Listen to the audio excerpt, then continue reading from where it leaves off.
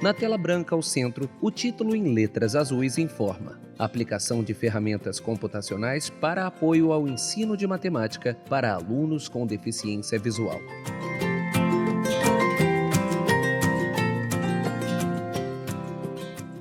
Olá, amigos. Vamos começar nossa nova semana falando sobre uma temática muito interessante, que é uma breve história sobre a questão da escrita matemática com qualidade no computador. Bom, se a gente for pensar há 60, 70 anos atrás, escrever matemática era uma coisa bem complicada. A pessoa normalmente utilizava lápis, papel, caneta e escrevia o texto matemático dessa maneira. E aí, se esse texto tivesse que ser impresso, ele tinha que passar por um processo de impressão muito complicado. Os originais eram mandados para uma editora, né? Essa editora, então, ia trabalhar em cima desses textos, utilizando umas máquinas especiais que tinham tipos que não existiam normalmente nas máquinas de escrever convencional, letras gregas, símbolos especiais e assim por diante. E então, um texto, para ser produzido de forma bonita, do ponto de vista matemático, era uma trabalheira danada. Era uma trabalheira, um investimento grande também nesse processo. Então, durante muito tempo, as pessoas que escreviam matemática se comunicavam através de textos escritos à mão. Havia, claro, umas máquinas caseiras, digamos assim, não é exatamente caseiras, são as máquinas elétricas que tinham uns tipos especiais, mas não eram coisas comuns de se encontrar. E eu me lembro quando eu iniciei informática, existiam umas máquinas de escrever da IBM, em que existiam umas rodinhas, e essas rodinhas elas eram intercambiáveis, né, na impressora, né, na máquina de escrever, e você trocava aquela rodinha, e aí você tinha uma rodinha só com letras matemáticas. Mas era uma coisa, não era nada fácil, né? Escrever matemática era para poucos, né? Então, de um certo tempo, aconteceu da evolução exigir que as linguagens de programação pudessem fazer operações matemáticas. E aí apareceu uma linguagem especialmente importante, a linguagem Fortran, que começou a trabalhar essa questão da matemática utilizando um conjunto de letras muito reduzido, que a gente conhece com o nome de ASCII, A-S-C-I-I. É um conjunto de letras que basicamente tem as alfabéticas, numéricas e uns outros símbolos especiais. O ASCII é mais ou menos o seguinte: olha para o seu teclado. Isso é ASCII, né? É esse conjunto do teclado. Aliás, o seu conjunto de letras do teclado, ele é mais do que ASCII, né? ASCII ele é mais reduzido. Então, essas linguagens trabalhavam com sistemas de digitação, normalmente utilizando cartões perfurados, que não tinham muitas letras diferentes. Então, quando você tinha que fazer um símbolo especial, por exemplo, raiz quadrada, não tem raiz quadrada aqui no teclado. Então, a pessoa abreviava raiz quadrada como se fosse uma função. Por exemplo, raiz quadrada em inglês é square root. Então, botava SQRT, abre parênteses, para indicar que tinha uma raiz quadrada de alguma coisa. Bom, então era limitado do ponto de vista de escrita, mas do ponto de vista de conforto, o próprio matemático, ou programador, podia escrever as sentenças matemáticas sempre de forma linear, né, e utilizando esses símbolos limitados do código ASCII. Bom, isso, na verdade, não era destinado a produzir textos impressos. Era destinado a comandar o computador através de programas específicos que utilizavam operações matemáticas. Ou seja, o problema da escrita matemática permanecia. Até começaram a existir linguagens que começaram a trabalhar com letras especiais. Por exemplo, eu me lembro que quando eu era ainda iniciante de computação, apareceu uma linguagem chamada APL. Aqui no Brasil é uma linguagem que tinha um conjunto de letras enorme mesmo. Aqui tem um exemplo do teclado APL, né, com algumas letras, né? Então, mas a APL realmente era complicado, porque você precisava ter uma máquina muito especial para trabalhar com esse código. Então, essa linguagem praticamente Ela não chegou a desaparecer, ela ainda existe hoje. Se você for procurar no mercado, você ainda consegue comprar um interpretador APL, mas é pouquíssimo utilizado. Bom, essa história de digitar matemática permaneceu durante muitos anos sem solução. E uma das soluções mais importantes apareceram quando um certo matemático, o nome dele era Donald Knuth, era um escritor de livros de matemática. Na verdade, quando eu era estagiário, eu aprendi muita coisa nos livros do Donald Knuth, né? A Arte da Programação de Computadores é uma série que todo aluno que queria aprender computação tinha que ler. E aí, os livros dele tinham muitas coisas matemáticas, e ele ficava muito irritado, porque ele escrevia os textos, mandava esses textos para a editora, aí o cara da editora fazia o máximo para entender a letra do Knuth, aí fazia coisa errada, e aí ele ficava muito chateado com essa questão. E aí ele resolveu criar um sistema para fazer impressão no que a gente chamaria hoje de avô das impressoras laser, que elas eram chamadas de phototypesetters. Então, essas máquinas eram utilizadas para fazer a geração dos originais para impressão em volume nos livros, né? Ou apostilas ou coisa assim. Então, o Donald Knuth, naquela época, resolveu criar uma especificação de uma forma de escrever matemática.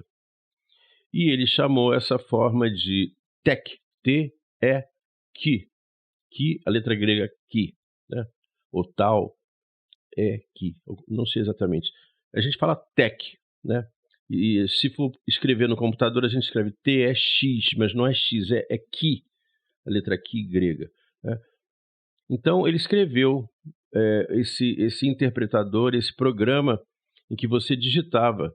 Provavelmente, eu não sei como é que ele fazia naquela época, mas provavelmente já era em pequenos terminais, porque não era comum, microcomputadores não existiam, provavelmente terminais ou até mesmo cartões perfurados. Então ele fazia então a escrita do livro dele, né, utilizando essa forma, e essa forma é uma forma razoavelmente complexa, né? Todas as coisas de matemática são escritas em ASCII, normalmente. Só que tudo que é matemático recebe uma contrabarra, né? E muito parecido com Fortran, por exemplo. Contrabarra SQRT, para indicar que quando fosse impresso, ia sair feito um sinal de raiz quadrada, desenhadinho, tá? É um processo complexo, mas é muito preciso, né? E os livros do Knuth são conhecidos pela sua precisão em termos de qualidade de impressão matemática. Bom, é complexo, preciso, e o que acabou acontecendo é que os matemáticos, as outras pessoas que faziam matemática, começaram a adotar, especialmente nas universidades, essa forma de digitação, digitar o texto matemático nessa codificação chamada TEQ. Um grupo de uma universidade fora da universidade em que trabalhava o Knuth fez uma alteração, umas melhorias e chamou esse conjunto de LaTeX, ou LaTeX, se a gente quiser ser um pouco mais americanizado, né? Então, isso passou a ser um padrão. Os matemáticos começaram a digitar seus textos, já provavelmente nos microcomputadores, nessa codificação LaTeX, e aí um programa especial, que é um interpretador TEQ, fazia a leitura daqueles textos e jogava nas impressoras laser ou nos equipamentos que já existiam à venda no mercado, tá? O problema do LaTeX ou do LaTeX, ele não é muito difícil, só que ele é muito detalhado, né? A pessoa, para fazer uma codificação em LaTeX, ela tem que fazer um curso, né? E é um curso que não é assim tão trivial assim, e tem muitas informações que são de caráter matemático, a formatação é muito detalhada, né? Bom, o certo é que ficou assim, os matemáticos escreviam em LaTeX e precisavam fazer um curso para trabalhar nessa linguagem, tá? A coisa começou a se modificar quando apareceram as páginas web. Então,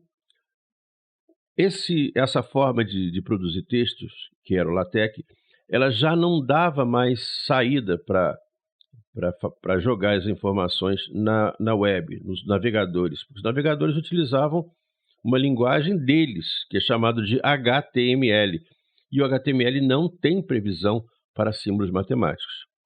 Então, foi feita uma reunião, um consórcio de fabricantes, e criou-se, então, uma extensão do HTML, que é um código que já existia, para suportar a escrita matemática. Esse código é chamado de MATML, quer dizer, seria um HTML para matemática, tá? Repara, HTML não é uma linguagem, vamos dizer assim, para seres humanos escreverem, embora muita gente escreve em HTML. Normalmente HTML e, por consequência, MATML são códigos complexos que são para ser produzidos através de tradutores, tá? Então, no caso do TeX, foi construído uma ponte entre o TeX e os navegadores, que foi chamada de MATJAX. Então, MATJAX é exatamente essa ponte. É um sistema em que você digita em LaTeX, né? E o LaTeX entra no MATJAX e o MATJAX, então, joga na página web. Isso aí se tornou, então, um padrão. Bom, felizmente, para os nossos alunos, essa complexidade toda que eu estou explicando, mais ou menos acabou quando um certo professor resolveu criar uma simplificação. Essa simplificação foi chamada de ASCII-MAT. ASCII, desse conjunto de letras, né, básico, e MAT de matemática. A ideia, então, é escrever textos matemáticos de forma muito mais simplificada. E o MATML, basicamente, seria o texto seria convertido de ASCII-MAT para MATML automaticamente, não é uma pessoa que faz isso, mas é um programa que faz isso, e de MATML sair na tela do computador ou sair numa navegação web. Então, essa linguagem, ela foi adotada por algumas universidades como sendo uma forma simples de escrever matemática e que podia ser utilizada por pessoas que não são matemáticas. Aí eu estou falando, por exemplo, pessoas do nível médio, pessoas até do ensino fundamental, tá? Produzindo matemática baseada nessa coisa simples. Eu vou dar uma explicação assim grosseira, a gente vai ter um espaço no curso aqui para falar especificamente sobre essa opção de ASCII-MAT, na verdade é um dos pontos mais importantes aqui do nosso curso. Mas então, como é que funciona a ASCII-MAT? Você quer escrever um texto. Digita o texto normalmente, como você faria, utilizando um editor de texto qualquer, Microsoft Word, bloco de notas, não sei. Ou DOSVox, o Edivox do DOSVox. Qualquer editor de textos capaz de criar linhas, tá? E quando você quer criar uma parte matemática, você cria um símbolo que é o chamado crase, né? É o sinal grave, tá? E depois desse sinal grave, escreve o seu texto matemático. Quando terminar o texto matemático, coloca outra crase. Em outras palavras, você mistura um texto comum com um texto matemático. O que é necessário, por exemplo, para você escrever uma apostila, um livro, etc., em que você também tem textos que não são textos de matemática.